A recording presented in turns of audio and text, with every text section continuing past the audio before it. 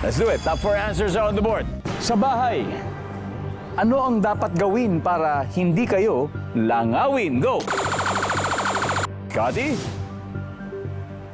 Takpan Takpan ang pagkain. pagkain. Kala ko sarili. Takpan mo sarili mo. Survey says, uy, wala.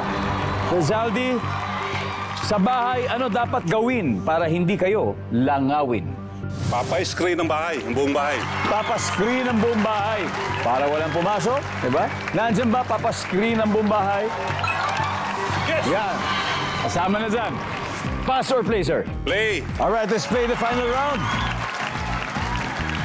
Okay, Bonel, sa bahay, ano dapat gawin para hindi kayo langawin? Maglinis ng bahay. Maglinis. Ayaw, gusto ng mga langoy madudumi. Maglinis ng bahay.